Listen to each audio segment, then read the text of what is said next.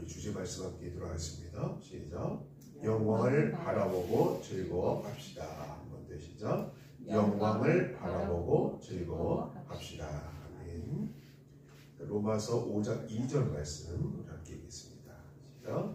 또한 그런 말미암아 우리가 믿음으로 서 있는 이 은혜에 들어감을 얻었으며 하나님의 영광을 바라보고 즐거워하리라. 아멘. 본문 2절 마지막 부분에 보면요, 우리 빨간 글씨로 시작. 하나님의 영광을 바라보고 즐거워하느니라. 아멘. 우리는 하나님께로부터 의롭다 함을 받은 이신칭의의 복을 받았다라고 말씀드렸죠. 또 날마다 하나님께 담대히 나아갈 수 있게 되었다라고 말씀드렸습니다. 그리고 하나님의 영광을 바라보고 즐거워할 수 있다라고 오늘 말씀하고 있습니다. 그래서 즐거워한다라는 말은요, 영어 성경에 보면 rejoice 이렇게 나와 있어요. 즐거워한다라는 말은 영어로 여러 표현이 있죠. 예, 그 중에 하나 rejoice라는 뜻입니다. 이 뜻은 헬라어로 카우자오마이라는 헬라어인데 이 뜻은 자랑으로 여기다. 카우자오마이 이 말은 자랑으로 여기다. 그러니까 즐거워하는 것은 자랑으로 여기는 거와 연결되는 거예요. 예를 들어 내 자녀가 취직을 했어요. 그러면은 자랑이 되는 거잖아요. 그 자녀의 그 취직이 부모에게는 즐거움으로 다가오는 거예요. 예. 그러므로 자랑으로 여기는 것은 즐거움으로 다가오는 겁니다. 그러니까 자랑과 즐거움 이런 것은 연결되어 있는 거예요. 마음적으로. 사도 바울이 여기서 말하고 싶은 것은 우리가 믿음으로 의롭다함을 얻은 원리와 우리의 범죄함을 위하여 내어주신 바 되고 우리의 의롭다함을 위하여 다시 사신 예수 그리스도를 우리가 믿었기 때문에 하나님이 그것을 우리에게 자랑으로 여기는 거예요. 그렇기 때문에 그것은 하나님으로부터의 즐거움을 표현하는 거예요. 그러므로 서로 상호작용하는 거죠. 하나님이 우리를 자랑으로 여기시니 우리를 즐거워하고 또 우리는 그 하나님을 보고 우리도 즐거워하는 거예요. 그래서 하나님의 영광을 바라보고 우리도 즐거워하는 거예요. 여러분, 즐거움이라는 것이 너무 좋은 거죠. 사람이 일생 살면서 즐겁게 산다는 것처럼 귀한 게 어디 있습니까? 암울하게 살고 우울하게 사는 것보다 기쁘고 즐거워 사는 게 훨씬 좋은 줄 아시기 바랍니다. 우리 이렇게 살아야 돼요. 리조이스, 카오자오마이 이렇게 살아야 돼요. 그러기 위해서 우리가 하나님의 자랑이 돼야 되는 거예요. 하나님의 자랑이 되고 하나님도 우리의 자랑이 돼야 되는 거예요. 그래야 진정한 즐거움이 내 안에 들어온다라는 것입니다. 가령 스데반 집사를 보십시오. 사도행전 7장 55절에는 스데반 집사가 이게 순교하는 당시거든요. 사도행전 7장 55절은 스데반 집사가 순교할 때 모습인데 그때 이렇게 성경은 표현하고 있습니다. 우리 함께 읽겠습니다. 시작. 스데반이 성령에 충만하여 하늘을 우러러 주목하여 하나님의 영광과 및 예수께서 하나님 우편에 계신 것을 보고. 여러분, 죽음과 지금 이 장면의 죽음의 모습과 스데반의 마음 상태가 이게 맞지 않잖아요. 사람이 죽음 앞에서는 불안해하고 살기를 원하고 살려달라고 때로는 빌기도 하고 마음이 불안해야 그게 정상인데 스데반은 성령이 충만해서 하늘을 우러러 죽음의 순간인데 하늘을 우러러 주목하여 하나님의 영광과 및 예수께서 하나님 우편에 계신 것을 보고 어떻게 즐거워하는 거예요. 그러니까 사람들이 깜짝 놀라죠. 그 모습을 보고 나중에 사도 바울이 이 사람이 과거에 그랬는데 왜 그랬을까 의문을 가졌잖아요. 여기 있던 사람이 아마 대부분이 내가 돌로 그 사람을 쳐 죽였는데 그 사람은 너무나 평안한 모습으로 감사한 모습으로 평안하게 죽음을 맞이했어요. 사도 바울은 이 모습을 평생 간직하고 살았어요. 왜 스데반이 죽으면서 이렇게 평안하게 죽었을까? 무엇이 그 사람을 그렇게 죽음을 그러한 태도로 맞이하게 만들었는가? 사도 바울은 거기에 대한 의문을 갖고 살았다니까요. 그런데 그 의문이 나중에 풀렸죠. 다베셋 도상에서 예수를 만나 뵙고 그 예수를 만나 뵙고 사도 바울은 그 의문이 풀렸어요. 그래서 나중에도 사도 바울이 죽을 때도 그 스데반의 모습으로 순교를 맞이하게 되는 겁니다. 기쁘고 감사하고 즐겁게 사도 바울은 살았고 죽음을 맞이하는 스데반 집사의 길을 따라가게 된 거예요. 여러분, 즐거워한다는 것은 우리가 하나님 만났을 때 그 안에서 즐거움을, 진정한 즐거움을 맞이하게 된 줄 아시기 바랍니다. 스데반의 성령이 충만하여 하늘을 우러러 주목하여 하나님의 영광과 예수께서 하나님 우편에 계신 것을 보고 즐거워하며 죽음을 맞이했습니다. 반대자들이 돌로 치는 자리에서 그에 대한 고통이나 사망에 대한 것이 아니라 그의 관심은 하나님의 복되고 영광스러운 모습이었습니다. 스데반뿐이 아닙니다. 베드로와 야고보와 요한도 변화산 위에서 주님의 영광을 목격했습니다. 산을 같이 오르실 때 주님의 모습이 언제나 보던 그 모습이었습니다. 그러나 이 변화산에서는 예수님의 모습이 변화했어요. 그래서 변화산이거든요. 마태복음 7장 12절 말씀입니다. 우리 함께 읽습니다. 시작. 저희 앞에서 변모되사 그 얼굴이 해같이 빛나며 옷이 빛과 같이 휘어졌더라. 자, 이 변화산에서의 예수님은 저희 앞에서 변모가 됐어요. 그 얼굴이 뭐같이 됐다고요? 해같이 빛났대요. 또 옷이 어떻게 됐다고요? 빛과 같이 휘어졌대요. 그러니까 그 모습을 보고 베드로와 야고보와 요한이 너무 기뻤어요. 내가 여기 초막셋을 짓고 주님과 여기서 영원히 살고 싶습니다. 고백할 정도예요. 얼마나 황홀했으면 그런 표현을 했습니까? 베드로는 너무 좋아서 그 영광 중에서 계속 머물고 있고 싶어 했습니다. 로마서 8장 18절 말씀입니다. 우리 함께 있습니다. 시작. 생각건대 현재의 고난은 장차 우리에게 나타날 영광과 좋게 비교할 수 없도다. 아멘. 이거예요.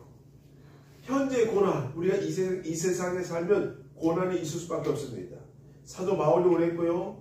베드로와 요한과 야고보도 그때는 좋았지만 산에서 내려오니 고통이 시작됐죠. 사도 바울이 예수를 만날 때는 좋았지만 그러나 이 세상에 내려오니 고통이 시작되고 복음 전도의 역경이 이제 기다리고 있었어요. 이 전도를 향해서 나아갈 때 수많은 죽음의 고비를 넘겼습니다. 사도 베드로도 어마어마한 고난을 겪었어요. 요한도 겪었어요. 야고보도 겪었어요. 그러나 그것은 장차 우리에게 나타날 영광과 좋게 비교할 수 없다. 때문에 사도 바울도 그렇고 베드로도 그렇고 요한도 그렇고 야고보도 그렇고 그 고난을 다 견딜 수 있었던 거예요. 우리도 마찬가지. 앞으로 장차 우리에게 나타날 영광을 위해서 지금의 이 작은 고난은 아무것도 아닌 거예요. 사도 바울이 수없는 죽음의 고비를 겪어서 로마에 가서 복음을 전하고 결국 죽음을 당했지만 외부로 볼 때는 저 사람은 고난을 통해서 그냥 죽은 한 사람의 존재에 불과하지만 그 사도 바울의 역사함은 지금 우리에게까지 나타나는 거예요.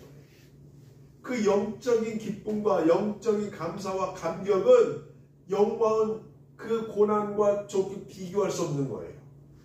사도 바울의 그 영광은 우리의 그 순간의 어려움, 순간의 그러한 힘듦과 영광을 비교할 수 없는 겁니다. 우리도 마찬가지예요. 우리도 이 순간에 이 고난이 지나가면, 고난은 지나가면 끝이거든요. 고난도 언제가 지나가고 사그라들고 마는 것입니다. 그러나 하나님께 주시는 영광은 영원한 줄 아시기 바랍니다. 영화라고 했죠. 하나님과 영화롭게 우리가 살 수 있는 거예요. 그곳에서 하나님과 영화롭게 사는 거예요. 우리는 그것을 바라보고 살아야 할 줄 아시기 바랍니다. 좋게 비교할 수 없는 영광을 바라보고 살아야 할 줄 아시기 바랍니다. 우리는 예수 그리스도를 믿음으로 새로 집을 받고 구원을 받았습니다. 그래서 날마다 거룩한 자리로 나아가게 된 것입니다. 만약 우리가 우리 심령 안에 예수 그리스도의 생명을 가지게 되면 이 영광의 얼마가 우리 안에 있는 것입니다. 그것이 아주 작을지라도 그러나 우리는 주님의 성령으로 말미암아 영광에서 영광으로 이르게 되는 것입니다. 믿음으로 이름다 여기심 받은 칭의의 원리를 이해한다는 것은 우리가 구원의 확신을 가지고 있다는 것입니다. 사도 바울은 우리가 이 사실을 기뻐해야 하고 자랑해야 하며 영광스럽게 생각해야 된다고 말씀하고 있는 것입니다. 우리는 이 진리를 알고 믿고 이해하면서 하나님의 영광을 바라보고 즐거워해야 할 자식이 바랍니다. 앞으로 다가올 영광을 위해서 우리는 기쁘고 즐거워해야 되는 거예요. 조지 휘필드나 요한 웨슬리 같은 사람이 하나님의 영광을 알고 그것을 보고 그것을 나타내기 시작할 때 교회들은 너무 비좁아서 노천에서 드리는 설교했어요. 너무나 많은 사람들이 교회에 들어오니까 교회가 수용을 못하는 거예요. 그래서 이번은 조지 휘필드나 요한 웨슬리는 밖에 나갔어요. 아주 그냥 넓은 광장이나 그런 곳에서 많은 사람들이 복음을 전했습니다. 여러분, 저는 그렇게 믿어요. 지금 인간은 특별히 우리 21세기 2024년에 사는 우리 현대인들은 하나님이 필요하다. 저는 틀림없이 믿습니다. 아무리 그들에게 과학 문명이 그들에게 혜택을 줘도 그들에게 가장 필요한 것은 하나님의 영이다. 하나님께 주시는 평화다. 라는 것을 저는 확신합니다. 때문에 거기에 대해서 내가 할 일이 있다. 거기에 대해서 교회에 해야 할 역할이 있다. 그렇게 믿습니다. 때문에 그들에게 당시의 영국은요, 세계적인 나라였어요. 예, 지금의 미국과 같은 나라입니다. 당시 영국은 그 대영 제국이라고 해가지고 세계에서 가장 강한 가장 강대국이었어요. 그 당시에 많은 사람들이 위대한 영국 할 때 조지 휘필드나 요한 웨슬리가 그들에게 죄를 묻고 또 하나님의 영광에 대해서 설교하고 하면서 죄에 대해서 그들이 회개하고 돌아서게 만들었습니다. 우리도 마찬가지예요. 지금 겉으로 볼 때는 대한민국이 굉장히 잘 나가는 것 같고 많은 사람들이 부족함이 없이 사는 것 같으나 결국 그들에게 필요한 것은 하나님 앞에 나오는 것이다 라는 것을 아시기 바랍니다. 당시 영국 상황이나 지금 대한민국 상황에 다를 게 없는 거예요. 조지 휘필드나 요한 웨슬리가 복음을 전한 것처럼 우리 대한민국에서도 그들처럼 복음을 전할 수 있는 우리가 될 줄 아시기 바랍니다. 만약 우리가 세상 사람들에게 복음을 전하려면 먼저 교회부터 시작돼야 됩니다. 여러분, 지금 세상에 많은 사람들이 자기들의 길을 잃고 그들이 지금 어디에 있는지 무엇을 하는지 어디로 가는지 모르고 살고 있습니다. 이건 틀림없어요. 그들은 그냥 사는 거예요. 목적 없이 사는 거예요. 그들에게 목적 알려줘야 되는 거죠. 먼저 예수 믿는 우리는 그들에게 알려줘야 되는 거예요. 들려줘야 되는 거예요. 그런데 우리가 당황하는 모습을 보인다면 저들을 도울 수 있습니까? 우리가 목적 없이 산다면 그들에게 목적을 알려줄 수 있겠어요? 우리가 방향성 없이 산다면 그들에게 방향을 제시해 줄 수 있겠어요? 우리가 먼저 목적이시 살아야 되는 거예요. 우리가 먼저 방향성이시 살아야 되는 거예요. 만약 수술의 경험이 전혀 없는 그런 의사에게 그래도 시험 삼아서 수술을 해보세요 라고 한다면 라이센스 없는 의사에게 수술을 우리의 몸을 맡길 수 있습니까? 안 되는 거예요.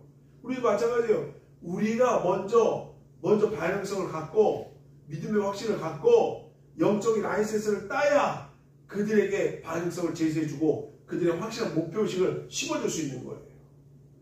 하나님 앞에서 우리가 하나님의 라이센스를 따야 된다는 거죠. 그건 뭡니까? 먼저 우리가 구원을 받고 믿음의 확신을 갖고 이신칭의 확신을 갖고 그리고 성화의 과정을 겪으며 그리고 날마다 그리스도 안에서 성장하며 그리고 그들에게 방향성을 제시해야 그들이 따라온다는 거예요. 조지 휘필드나 요한 웨슬리 목사님처럼 확실한 방향성을 가지고 그들에게 복음을 전해야 그들이 따라올 수 있다는 것입니다. 여러분, 우리가 주님의 영광을 바라보며 확신에 차고 우리 삶의 변모해가는 모습을 볼 때 세상 사람들이 이렇게 말할 것입니다. 이 사람들을 보시오. 그들이 세상에서 살고 있음에도 불구하고 역경과 질고가 저희를 두르고 있는데도 불구하고 평화로운 저들의 삶과 성품을 보시오라고 말할 것입니다. 그것은 기독교 역사상 동일한 거예요. 로마 시대 때나 중세 시대 때나 근대 시대 때나 지금 현대 시대에 때나 동일한 그리스도인에게 붙는 별명입니다. 로마 시대 콜로세움에서 죽어가는 사자 먹이로 죽어가는 그리스도인들의 너무 평안한 거예요. 콜로세움은 뭡니까? 콜로세움은 지금의 경기장이에요. 당시에는 인격이 없었습니다. 당시에는 인권이 없어요.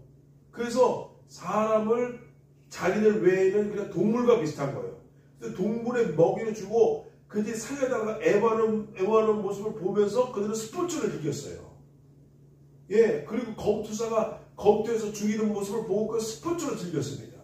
그만큼 그때는 인권이라든지 그런 게 없던 시대입니다. 그런데 사자밥이 되는 그리스도인들을 로마 귀족들이 봤어요. 봤는데 얼굴 보니까 너무 평안한 거예요. 로마 귀족들은 날마다 근심 속에서 살고 있는데 사자밥이 되고 있는 그리스도의 모습을 보니까 너무 평안하게 죽는 거죠. 왜 저들은 평안하게 죽음을 맞이할까? 로마 귀족들을 의문을 가졌어요. 그래서 그들은 어느 날 밤에 그리스도인들을 찾아갑니다. 당신들은 이 감옥 속에서 조금 있으면 몇 시간 뒤면 죽는데 왜 이렇게 평안하게 죽습니까? 울어요. 그렇게 그때 그들은 복음을 전하는 거예요. 그 귀족들에게, 그 부인들에게, 그 구급에 찾아오는 그 귀족들에게 말해주는 거예요. 나는 예수를 믿습니다. 예수님 나를 내 죄를 사해 주셨습니다. 나는 이제 내 죄에 대해서 이 육신적인 것에 대해 다 해결을 받았습니다. 때문에 육신적인 죽음은 이제 나에게 의미가 없어요. 어떻게 죽든 나에게는 큰 의미가 없습니다.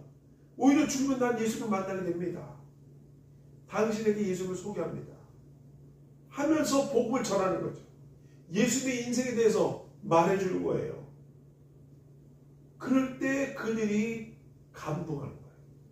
그들이 그 와중에 몇몇 사람이 회심하는 거예요.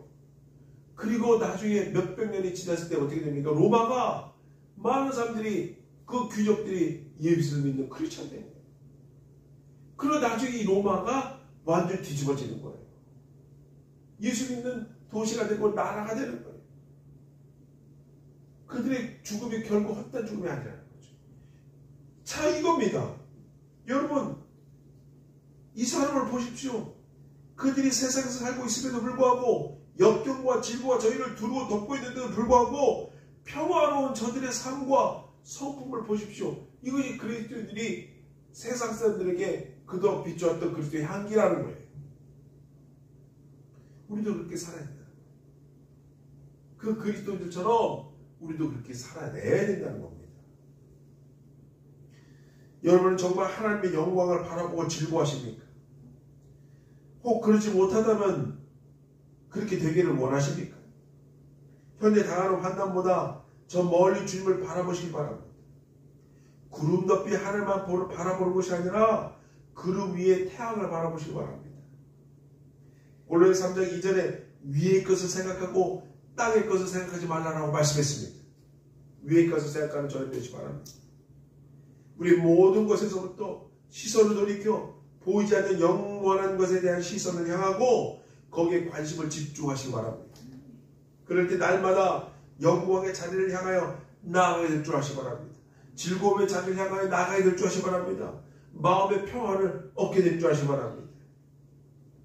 이제 우리 심령의 눈을 밝히사 하나님의 영광을 바라보게 되시는 주님 바랍니다. 이제 함께 기도하기 원합니다. 주님, 내 인생의 역경과 질고가 나를 두르고 덮고 있음에도 불구하고 주님을 바라보고 위의 것을 바라보고 생각하며 살 수 있는 내가 되게 도와주옵소서. 기도하시는 저 되시 바랍니다. 주 한번 해주시고 함께 기도하시겠습니다. 주여, 주님 감사합니다.